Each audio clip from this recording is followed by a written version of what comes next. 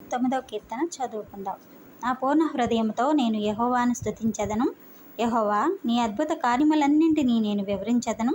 మహోన్నతుడా, నేను నిన్ను గూర్చి సంతోషించి హర్షించుచున్నాను. నీ నామమును కీర్తించెదను. మన వ్యాజ్యమాడి నాకు న్యాయము తీర్చుచున్నావు.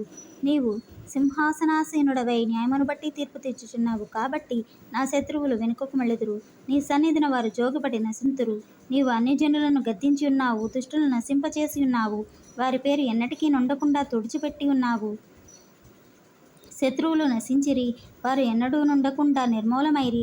నీవు పెళ్లగించిన పట్టణములు స్మరణకు రాకుండా బొత్తిగా నశించెను.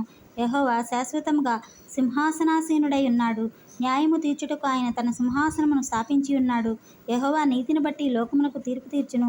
యథార్థతను బట్టి ప్రజలకు న్యాయము తీర్చును. నలిగిన వారికి తాను మహాదుర్గమగును. ఆపత్కాలములలో వారికి మహాదుర్గమగును. యెహోవా, నిన్ను ఆశ్రయించే వారిని నీవు విడిచిపెట్టువాడవు కావు. కావున నీ నామం ఎరిగిన వారు నిన్ను నమ్ముకొందురు. సియోను దాసి అయిన యెహోవాను కీర్తించుడి.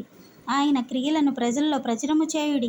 ఆయన రక్తాపరాధమును గూర్చి విచారణ చేయునప్పుడు బాధపరచబడు వారిని జ్ఞాపకము చేసుకొనును. వారిని మొరను ఆయన మరువడు. నేను నీ కీర్తి అంతటినీ ప్రసిద్ధి చేయుచు సియోను కుమార్తె గుమ్మములలో నీ రక్షణ బట్టి హర్షించున్నట్లు, యెహోవా, నన్ను కరుణింపుము.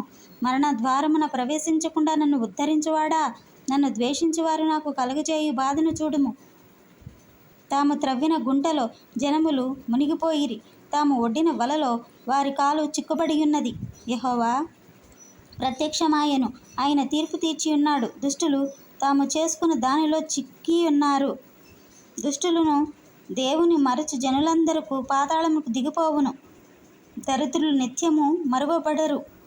పరచబడు వారి నిరీక్షణాస్పదం ఎన్నటికీ నశించదు. యెహోవా, లెమ్ము, నరులు ప్రబలకపోవుదురుగాక. నీ సన్నిధిని జనములు తీర్పు పొందుదురుగాక. యెహోవా, వారిని భయపెట్టుము. తాము నరమాత్రులమని జనులు తెలుసుకొందురుగాక. ఆమెన్.